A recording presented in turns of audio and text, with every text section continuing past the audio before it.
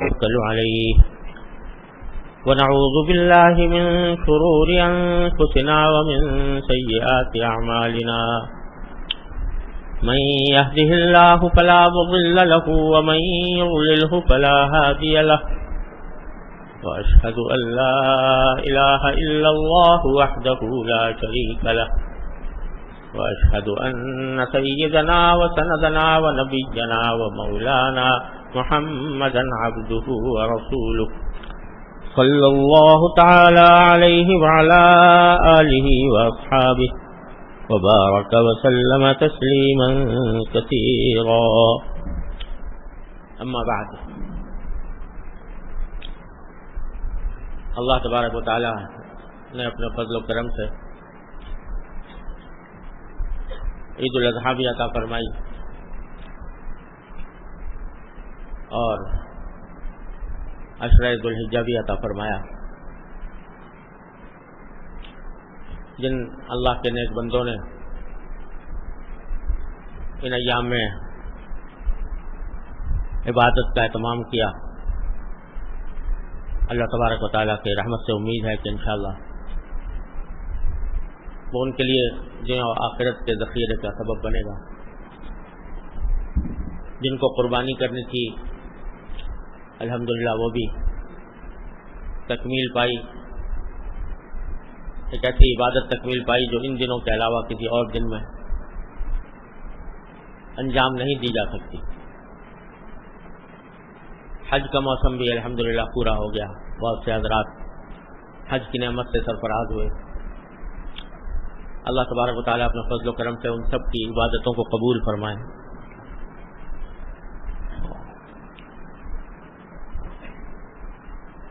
جب قربانی کی جاتی ہے تو مسنون ہے کہ قربانی کرتے وقت آدمی یہ پڑھے کہ ان صلاتی و نسکی و محیایا و مماتی للہ رب العالمین،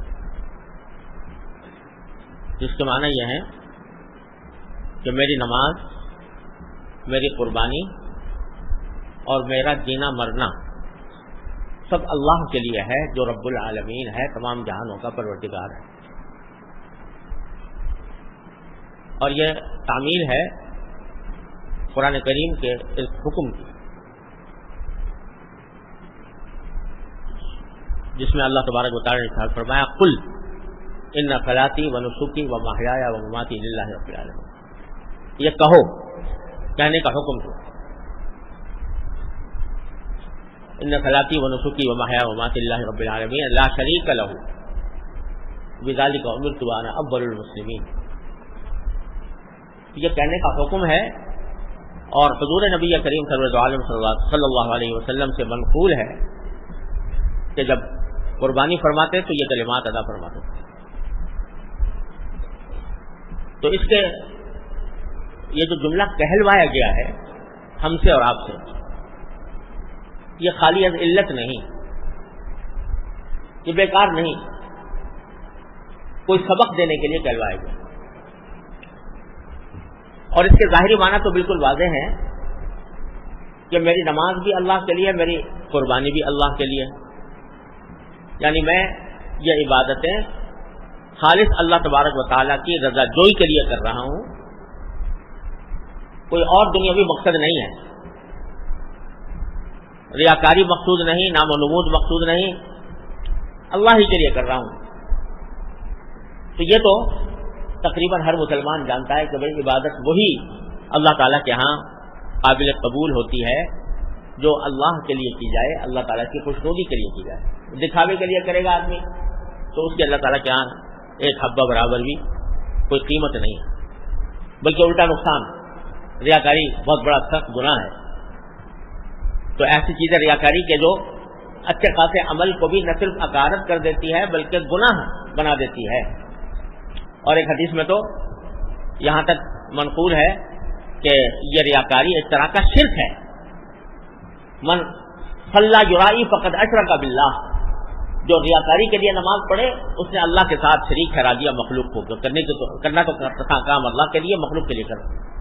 ومن صام یرائی فقد اشرک باللہ، جو ریاکاری کے لیے روزہ رکھے وہ اس نے اللہ تعالیٰ کے ساتھ کسی کو شریک کر دیا.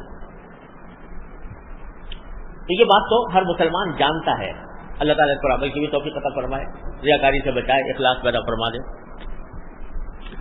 لیکن آگے اللہ تعالیٰ نے 2 لفظ اور بڑھا دیے عبادتوں کے ساتھ. نماز ریاکاری کے لیے نہ ہو, اللہ کے لیے سمجھ میں آ گیا.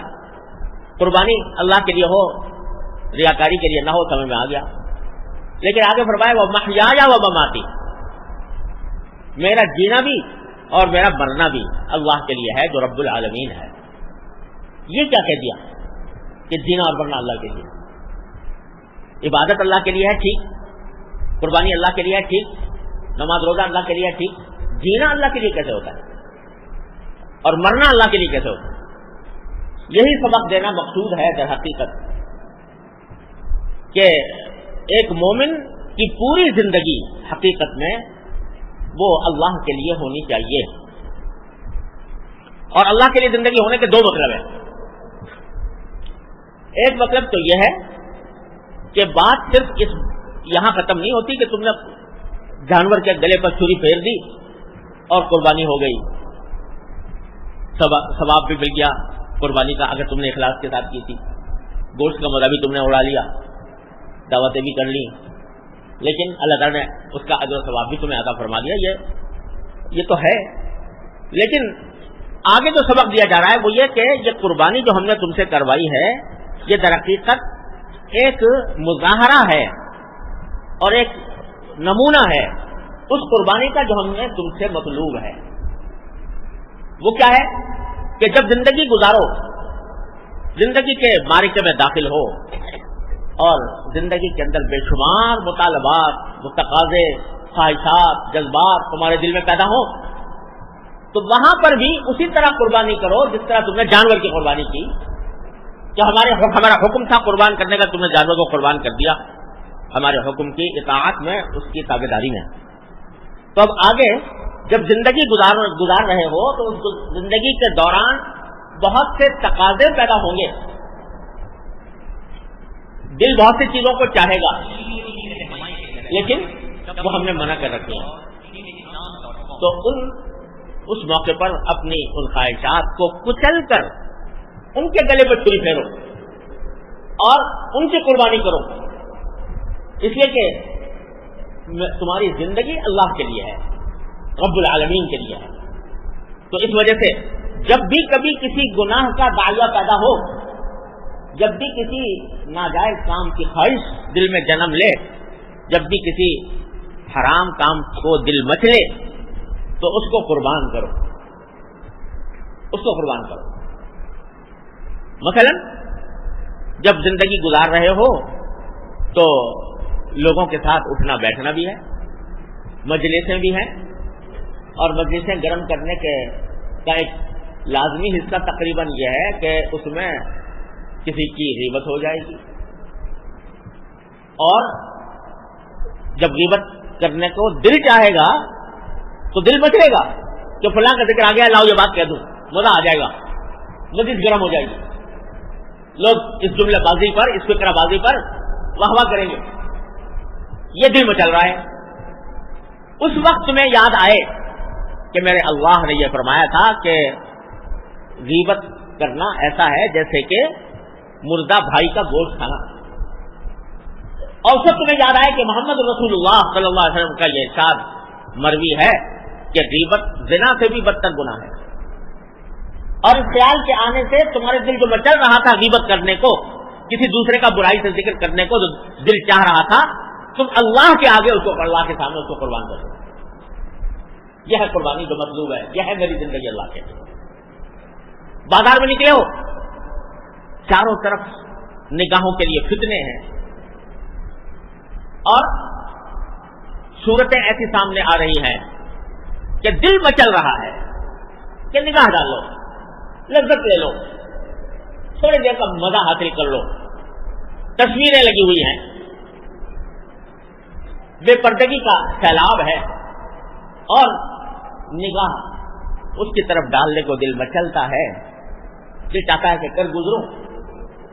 اس وقت تمہارا امتحان ہے کہ تمہارا جینا اللہ کے لیے ہے کہ نہیں ہے. اللہ کے لیے ہے یا اپنے نفس کے خواہشات پوری کرنے کے لیے ہے؟ اگر اللہ کے لیے ہے تو پھر یہ جو تمہاری خواہش دل میں پیدا ہو رہی ہے اس کو کچلنا ہوگا، اس کی قربانی دینی ہوگی. اور جب قربانی دو گے تو پھر یہ کہنے کا تمہیں حق حاصل ہے کہ میری زندگی اللہ کے لیے. تو بات صرف بکرے کے گلے پر چھری پھیر کر ختم نہیں ہوتی، گائے کے گلے پر چھری پھیر کر قربانی نہیں پوری مکمل نہیں ہو جاتی، بلکہ یہ سکھایا جا رہا ہے کہ محیایا و مماتی للہ رب العالمین، جینا مرنا بھی اللہ کے لیے ہے.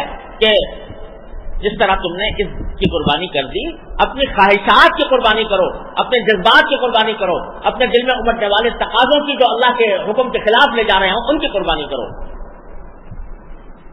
تو اس قربانی کرنے سے تمہاری زندگی اللہ کے لیے ہوگی. اور یہی در حقیقت کام بظاہر مشکل لگتا ہے، بظاہر مشکل لگتا ہے. اللہ بچائے جب عادت پڑ جاتی ہے بری، کسی ناجائز کام کی عادت پڑ گئی ہے تو چھوڑتے ہوئے دل پر آرے چلتے ہیں، بہت مشکل لگتا ہے. لیکن اس مشکل کو آسان بنانے کا راستہ بھی یہ ہے کہ اس مشکل کو، اس کڑوے گھونٹ کو ایک مرتبہ زبردستی اپنے اوپر زبردستی کر کے پی جاؤ، پیو کڑوے گھونٹ کو. تو اللہ تبارک و تعالیٰ پھر آسانی بھی پیدا فرما دیتے ہیں. جو جو بندہ ہمت سے کام لیتا ہے، جو جو بندہ ایک طرف اپنی ہمت سے کام لیتا ہے، دوسری طرف اپنے اللہ کو پکارتا ہے کہ یا اللہ میں اس مشکل میں مبتلا ہو گیا ہوں، میرے نفسانی تقاضے، میری نفسانی خواہشات، میرے جذبات مجھے گناہ کی طرف لے جانے والے ہیں، میں کہیں بہک نہ جاؤں، اے اللہ اپنے رحمت سے مجھے بچا لے. اسے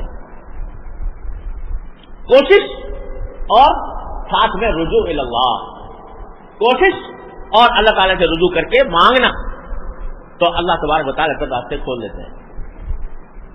دو چیزیں ساتھ ساتھ کرنی ہوں گی، کوشش اور ساتھ ساتھ اللہ تعالیٰ سے مانگنا. یا اللہ باہر نکل رہا ہوں، نہ جانے کیا منظر سامنے آ جائے، نہ جانے کس مشکل میں، کس گناہ میں مبتلا ہو جاؤں، اے اللہ میری حفاظت فرما لیجیے، اے اللہ میری نگاہوں کی حفاظت فرمائیے، اے اللہ میری زبان کی حفاظت فرمائیے، اے اللہ میرے کانوں کی حفاظت فرمائیے. رجوع اللہ اور اپنی طرف سے کوشش. ہمارے حضرت رقیب المت صلی اللہ تعالی وسلم کا یہ جملہ میں نے پتہ نہیں کتنی مرتبہ اپنے حضرت سے سنا اور کتنی مرتبہ آپ حضرات کو سنایا، مگر ہر مرتبہ دل چاہتا ہے کہ اس کو دہرایا جائے. فرمایا کرتے تھے کہ وہ ذرا سی بات جو حاصل ہے تصوف کا، وہ ذرا سی بات جو حاصل ہے تصوف کا، یہ ہے کہ جب کسی طاعت کے انجام دینے میں سستی ہو تو سستی کا مقابلہ کر کے وہ طاعت کرے، اور جب کسی گناہ کا تقاضا دل میں پیدا ہو تو اس گناہ کا مقابلہ کر کے، اس تقاضے کا مقابلہ کر کے اس گناہ سے بچے. فرمایا کہ اسی سے تعلق مع اللہ پیدا ہوتا ہے، اسی سے باقی رہتا ہے، اسی سے ترقی کرتا ہے. کیا مانا؟ کہ اپنے اوپر زبردستی، اپنے اوپر زبردستی، طاعت کے کرنے کے لیے زبردستی، گناہ سے بچنے کے لیے زبردستی. جب تک یہ ایک مرتبہ ہمت کر کے نہیں کرو گے اس وقت تک جینا تمہارا اللہ کے لیے نہیں ہوگا. محیایا میری زندگی، و مماتی میری موت، سب اللہ کے لیے ہے، رب العالمین کے لیے. کب ہوگی؟ جب ہمت کر لو گے اور یہ عزم کر لو گے کہ دل کتنا ہی مچل رہا ہو لیکن میں کسی صورت اللہ تبارک و تعالیٰ کے حکم کی خلاف ورزی نہیں کروں گا. یہ جب عزم اور اپنے اوپر زبردستی کر کے اپنی خواہشات کو کچل کر، جب ان کی قربانی دے کر جب گناہوں سے بچو گے تو اسی نسبت سے اللہ تبارک و تعالیٰ کے ساتھ تعلق بڑھے گا، اسی نسبت سے خود حاصل ہوگا. اللہ تبارک و تعالیٰ کو وہ دل بہت پسند ہے جو اس کی طاعت میں ٹوٹے، یعنی وہ خواہشات کی قربانی دے کر آدمی اپنے دل کو توڑے. دل تو چاہ رہا تھا کہ گناہ کر لوں، لیکن اللہ تبارک و تعالیٰ کے تصور سے گناہ سے زبردستی کر کے اپنے آپ کو روک لیا. شیشہ تھا، دل کا چکنا چور ہو گیا اس وجہ سے. لیکن جو چکنا چور ہوتا ہے اللہ کی وجہ سے، تو اللہ تبارک و تعالیٰ پھر اس کو اپنے محبت کا، معرفت کا، تعلق کا مورث بناتے ہیں. اللہ تعالیٰ کی سنت ہے، نہ بچا بچا کے تو رکھ اسے کہ یہ آئینہ ہے وہ آئینہ، نہ بچا بچا کے تو رکھ اسے کہ یہ آئینہ ہے وہ آئینہ، جو شکستہ ہو تو عظیم تر ہے نگاہ ہے آئینہ صاحب. یہ تو دل تو بنایا اللہ میں نے، یہ شیشہ اس لیے بنایا کہ یہ توڑا جائے اس کو، یعنی اس کے خواہشات اس لیے پیدا کیے تاکہ کچھ نہیں جائے.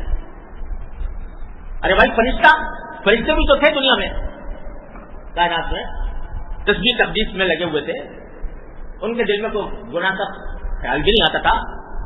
لیکن اللہ میاں نے کہا کہ نہیں، یہ کافی نہیں، ایسی مخلوق ہونی چاہیے جس کے دل میں گناہ کے جذبات بھی ہوں، جس کو گناہ کرنے کا دل بھی چاہے، اور پھر وہ ہمارے خاطر اپنے دل کو، اپنی خواہش کو توڑ کر اس کی قربانی دے کر ہماری خاطر سے قربانی دے اور اپنے آپ کو زبردستی کر کے گناہ سے بچائے.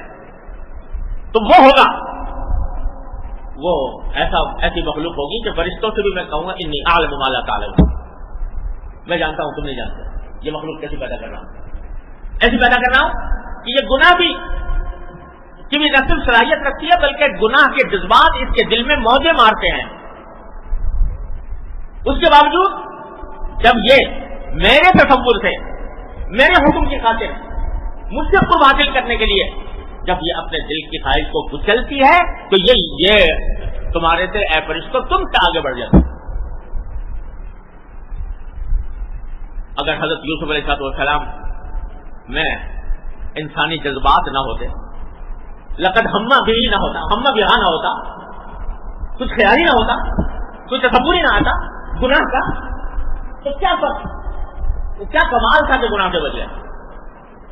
ارے کمال تو اسی ہوا کہ لقد ہمت بھی وہ ہم بہا، خیال آ گیا، لیکن لولا برہان ربی، پروردگار کا برہان دیکھ کر رک گئے. کس طرح رک گئے؟ کس طرح رک گئے کہ بھاگ کھڑے ہوئے. مولانا رومی رحمۃ اللہ علیہ فرماتے ہیں بھاگ کھڑے ہوئے. کیسے بھاگ کھڑے ہوئے کہ معلوم تھا کہ سامنے دروازے پر تالے لگائے ہوئے ہیں زلیخا نے، دروازہ بند ہے، راستہ نکلنے کا ہے نہیں، لیکن یہ سوچا کہ میرے بس میں اتنا ہے کہ بھاگ کر دروازے تک چلا جاؤں، تو اپنے حصے کا اتنا کام کر لوں کہ دروازے تک بھاگ کے چلا جاؤں. چلے گئے اور پھر پروردگار کو پکارا، لَإِلَّمْ إِلَّا تَصْرِفْ عَنِّي كَيْدَهُنَّ أَصْبُ إِلَيْهِنَّ وَأَكُن مِنَ الْجَاهِلِينَ. پکارا تھا اللہ اگر آپ نے مجھ سے یہ ان کا مکر دور نہ کیا تو میں مائل ہو جاؤں گا، جاہلوں میں داخل ہو جاؤں. پکارا پروردگار، اپنے حصے کا کام کر لیا، دروازے تک پہنچ گئے، اور پھر پکارا اللہ کو کہ اللہ یہاں تک تو میں آ گیا، آگے بچانا آپ کا کام. تو کیا ہوا؟ جب بندہ اپنے حصے کا کام کر لیتا ہے تو اللہ میں اپنے حصے کا کام، دروازے تالے ٹوٹ گئے. تو مولانا فرماتے ہیں کہ گرچہ رکھنا نہیں اس عالم را پدید، گرچہ رکھنا نہیں اس عالم را پدید، پھر یوسف وار بھی باید طویل. اگرچہ اس دنیا میں گناہوں سے بچ کر بھاگنے کا کوئی راستہ نظر نہیں آ رہا، چاروں طرف فتنے ہیں، چاروں طرف گناہوں کی آگ بھڑکی ہوئی ہے، باہر نکلنے کا راستہ نظر نہیں آ رہا. لیکن جس طرح یوسف علیہ السلام بھاگے تھے کہ دروازے تک بھاگ گئے اس اور بعد میں اپنے اللہ کو پکارا، اس طرح تم بھی خیر یوسف وار بھی باید طویل، اس طرف دوڑ کے تم بھی چلے جاؤ اور پھر پکارو اللہ. تو اللہ تبارک و تعالیٰ پھر انشاءاللہ بچائیں گے تم. لیکن یہ عزم کرنا ہوگا کہ دل پر چوٹ مارنی ہے، زبردستی کرنی ہے، اپنی خواہش کو کچلنا ہے. یہ ایک مرتبہ یہ قربانی دینی ہوگی، تب یہ اللہ تبارک و تعالیٰ کی طرف سے مل رہا ہے. اور یہ بھی عرض کر دوں کہ یہ جب انسان اللہ تعالیٰ کے راستے پر چلتا ہے اور اپنے آپ کو گناہوں سے بچانے کی کا عزم کرتا ہے، چوٹیں مارتا ہے اپنے دل پر، تو الحمدللہ اس کا یہ عمل اللہ تعالیٰ کو بڑا محبوب ہے. بعض اوقات اس کے بعد ایک کشاکش ہوتی ہے نفس کی اور انسان کے ضمیر کی، نفس کی اور انسان کے عزم اور ارادے کی، شیطان کی اور انسان کی لڑائی چلتی ہے، کشتی چلتی ہے۔ اس کشتی میں جب تم ایک مرتبہ تم نے اس کو ڈھا دیا تو کبھی وہ دوبارہ تمہیں بھی ڈھا دیتا ہے، لیکن یہ مایوس ہونے کی بات نہیں ہے۔ پھر دوبارہ تم پھر وہی عمل کرو گے تو دوبارہ اس کو ڈھالو گے، اور یہ کشتی چلتے چلتے ایک وقت ایسا آتا ہے کہ پھر اس کی قوت کمزور پڑ جاتی ہے، طاقت مزمحل ہو جاتی ہے، اور اس کے بعد تمہیں اس کے اوپر قابو پانا مشکل نہیں رہتا۔ شروع میں مشکل ہوتی ہے، لیکن اس مشکل کا حل یہی ہے کہ اس مشکل کو برداشت کرو، اس مشکل کو برداشت کر کے کڑوے گھونٹ پیو تو پھر ہو جاتا ہے۔ تو بھائی محیائی سبق جو دیا جا رہا ہے، قربانی تو کر دی، لیکن اب مرحلہ درپیش ہے اپنے خواہشات اور جذبات کی قربانی کا۔ تو تمہارا مرنا بھی اللہ کے لیے ہونا چاہیے، تمہارا جینا بھی اللہ کے لیے ہونا چاہیے، تمہارا مرنا بھی اللہ کے لیے، جو کچھ ہو وہ اللہ کے لیے ہو۔ مرنا بھی اللہ کے لیے کیا،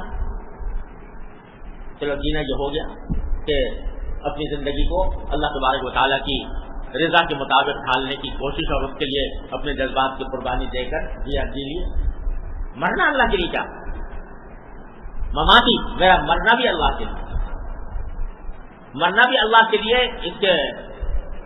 اس کا ایک مطلب تو یہ ہے کہ موت جو ڈرنے کی، عام طور سے ڈرنے کی چیز سمجھی جاتی ہے اور جس سے انسان خوف کھاتا ہے، برا سمجھتا ہے، لیکن جب اس نے اپنی زندگی اللہ کے لیے کر دی تو پھر موت میں بھی اس کو کوئی ڈر نہیں۔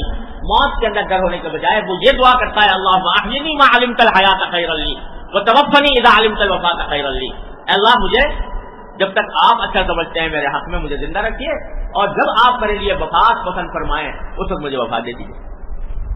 تو میری اپنی طرف سے کوئی تجویز نہیں، نہ زندگی کی نہ موت کی، جو میرا اللہ کہے، جو میرا اللہ میرے لیے پسند کرے میں اس پر راضی ہوں۔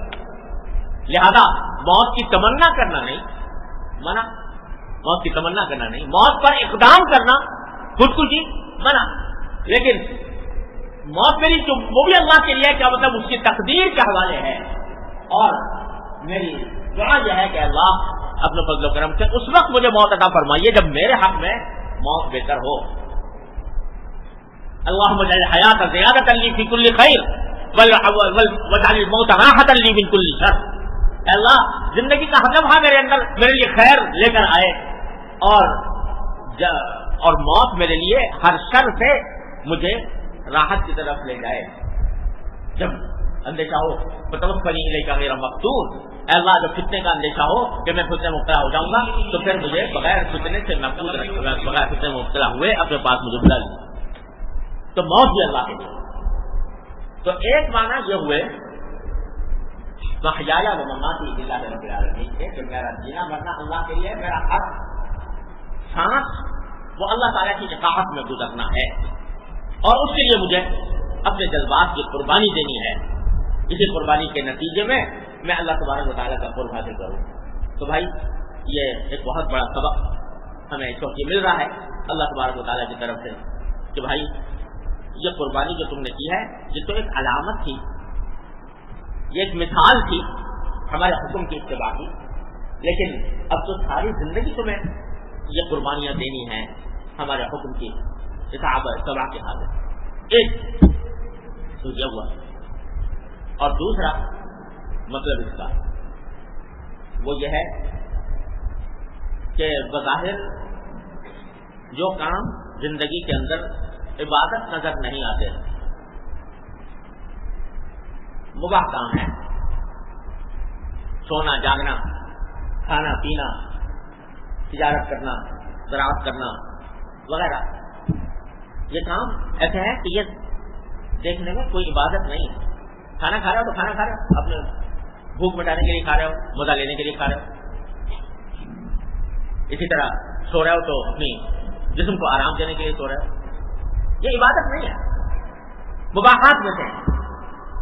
لیکن اللہ تبارک و تعالیٰ یہ فرماتے ہیں کہ انہی مباح کاموں کو اگر تم میری رضا کی خاطر انجام دو، میرے محبوب نبی کریم سرور عالم صلی اللہ علیہ وسلم کی سنت کے مطابق اور میری رضا جوئی کی خاطر یہ کام بھی کرو، تو یہ کام بھی ہم تمہیں عبادت، تمہاری عبادت بنا لیں گے. تو تمہارا جینے کا ہر عمل، چاہے وہ کھانا ہو، چاہے وہ پینا ہو، چاہے وہ سونا ہو، چاہے وہ تجارت ہو، چاہے روزی کمانا ہو، کوئی کام ہو، وہ سب ہمارے لیے ہوتے ہیں. وہ سب ہمارے لیے، کھانا بھی میرے لیے، پینا بھی میرے لیے، سونا بھی میرے لیے. کیسے؟ نیتیں صحیح کر لو، نیتیں درست کر لو. کہ کھانا کھا رہے ہو تو کیا نیت ہو کہ رسول کریم صلی اللہ علیہ وسلم کا ارشاد ان لجسدک علیک حق. حضرت عبداللہ بن عمرو بن عاص رضی اللہ تعالیٰ عنہ جو ہے سارے تمام دن اس طرح گزار رہے تھے کہ دن میں روزے تھے اور ساری رات اللہ کی عبادت میں کھڑے ہوئے نماز پڑھ رہے. حضور اکرم صلی اللہ علیہ وسلم نے ان سے فرمایا کہ نہیں، ایسا مت کرو. ان لجسدک علیک حق، تمہارے جسم کا بھی تمہارے اوپر کچھ حق ہے، تو لہذا مسلسل روزہ رکھنا یہ ٹھیک نہیں. چھوڑو اگر رکھو چھوڑ کے روزہ رکھو. تو آدمی اگر یہ نیت کر لے کہ میں کھانا اس لیے کھاتا ہوں کہ میرے جسم کا مجھ پر حق، اور اس طرح کھاتا ہوں جیسے اللہ تعالیٰ کے محبوب صلی اللہ علیہ وسلم نے کھایا، بسم اللہ الرحمن الرحیم پڑھ کر، اور اللہ تبارک و تعالیٰ کی نعمت کا شکر ادا کر کے، اب قائم الشاکر بمنزلۃ الصائم الصابر، تو سارا کھانا بھی کیا ہو گیا؟ عبادت ہوگا. یہ کھانا بھی اللہ کے لیے ہوگا. اور جب اللہ کے لیے کھائے گا، واقعی اگر واقعی صحیح معنی میں اللہ ہی کے لیے کھا رہا ہے، اللہ ہی کے لیے نیت ہے، تو پھر ضرورت سے زیادہ بھی نہیں کھائے گا. یعنی اتنا بھی نہیں ہوگا کہ اپنے آپ کو چھوٹتا ہی چلا جائے اور خود بیمار ڈال دے اپنے جسم کو، کیونکہ یہ جسم کا حق نہیں ہے، جسم پر ظلم ہے. ارے جسم کا حق تو یہ تھا کہ اتنا کھاؤ جس سے تمہارا جسم صحت مند رہے، لیکن تم نے اگر اتنا کھا لیا کہ اس کو بیماری لاحق ہو گئی جسم کو، تو یہ جسم کا حق کیا تھا؟ وہ یہ تو ظلم ہوا جسم کے اوپر.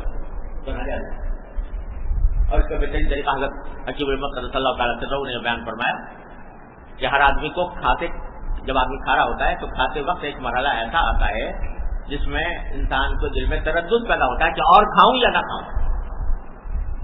آتا ہے کہ نہیں آتا؟ ایسا ایک مرحلہ آتا ہے. جب وہ مرحلہ آئے اس کو چھوڑ دو، اسے چھوڑ دو. تو یعنی یہ جو تردد دل میں پیدا ہو رہا ہے نا، وہ اس لیے پیدا ہو رہا ہے کہ جسم کا جتنا حق تھا وہ آ گیا، وہ ادا ہو گیا. اب جو تردد پیدا ہو رہا ہے وہ اس لیے پیدا ہو رہا ہے کہ یہ آگے کچھ لذت آ رہی ہے، مزہ آ رہا ہے، اس مزے کو اور زیادہ دراز کرنے کو دل چاہ رہا ہے، اور ساتھ میں یہ اندیشہ بھی ہے کہ کہیں اگر اور کھایا تو کہیں نقصان نہ ہو جائے. تو یہ مرحلہ وہ ہے جہاں پر کہ چھوڑ دینا چاہیے. تو یہ کھانا بھی کیا ہو گیا؟ اللہ کے لیے. پانی پیو اللہ کے لیے، کہ اللہ تعالیٰ کی نعمت سمجھ کر اس کا شکر ادا کر کے الحمدللہ کہہ کر. حضرت حاجی صاحب علیہ کی بات حضرت حکیم الامت قدس اللہ تعالیٰ نے بیان فرمائی کہ حضرت فرماتے تھے کہ جب پانی پیو تو خوب ٹھنڈا پیا کرو تاکہ جسم کے روئے روئے سے الحمدللہ نکلے. تو آدمی جب شکر ادا کر کے پی رہا ہے تو یہ پینا بھی اللہ کو. سو رہا ہے تو اس لیے کہ رسول کریم صلی اللہ علیہ وسلم نے فرمایا تھا ان لعینک علیک حق، تمہاری آنکھ کا بھی حق ہے، تو اس لیے سو رہا ہے. غرض صبح سے لے کر شام تک کی زندگی میں کوئی فعل ایسا نہیں ہے جس کو اچھی نیت کر کے عبادت نہ بنایا جا سکے. تو اس لیے محیایا مماتی للہ رب العالمین کے معنی یہ ہوئے کہ جو کچھ بھی میں کروں گا دنیا میں اپنی زندگی میں، چاہے بظاہر دیکھنے میں عبادت نہ ہو لیکن وہ اللہ ہی کے لیے. اور میرے حضرت والا حضرت علی قدس اللہ تعالیٰ سے رہو، اللہ تعالیٰ ان کے درجات بلند فرمائے. بار بار یہ ہمیں نصیحت فرمایا کرتے تھے، اتنی مرتبہ فرمائی اور فرماتے ہی رہے کہ شرم آ گئی۔ وہ یہ فرماتے تھے کہ روزانہ صبح کو فجر کی نماز پڑھنے کے بعد جو مسنون دعائیں ہیں نماز کے بعد کی، وہ کرنے کے بعد یہ کہہ لیا کرو، یہ نیت کر لیا کرو، ان صلاتی و نسکی و محیای و مماتی للہ رب العالمین۔ یہ پڑھ کر دل میں نیت کر لو کہ یا اللہ آج جو کام کروں گا صبح سے لے کر شام تک، جو کام بھی کروں گا وہ آپ کے لیے کروں گا، آپ کو راضی کرنے کے لیے کروں گا۔ کوئی روزی کماؤں گا تو آپ کی حکم کے مطابق اور سنت کے مطابق کھاؤں گا تو آپ کے رضا کے مطابق سنت کے مطابق کھاؤں گا، پیوں گا تو آپ کے رضا کے مطابق اور سنت کے مطابق پیوں گا، جو کام کروں گا وہ اللہ آپ کے لیے۔ اور تھوڑا سا ہر ایک آدمی تصور بھی کر لے کہ آج دن بھر مجھے کیا کیا کرنا ہے۔ طالب علم ہے تو یہ نیت کرے کہ یا اللہ میں جو کچھ پڑھوں گا وہ آپ کو راضی کرنے کے لیے پڑھوں گا۔ استاد ہے تو یہ نیت کر لے یا اللہ جو کچھ پڑھاؤں گا وہ آپ کو راضی کرنے کے لیے پڑھاؤں گا۔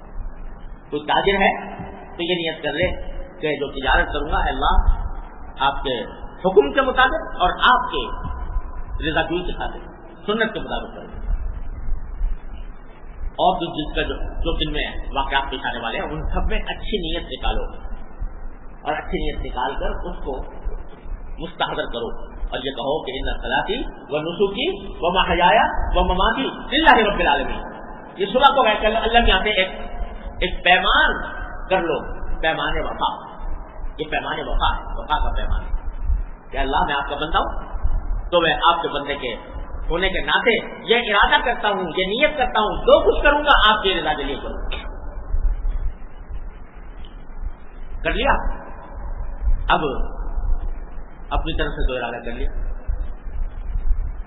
کہ جو کچھ کروں گا اللہ کے لیے کروں گا، لیکن انسان ہے تو کمزور بیچارہ، وہ کیا اس کا ارادہ کیا؟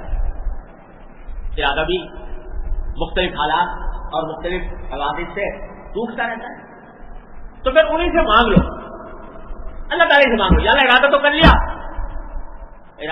لیا لیکن اس ارادے کی تکمیل اور اس پر استقامت اور اس پر ثابت قدم رہنا اے اللہ آپ کی توفیق کے بغیر ممکن ہے۔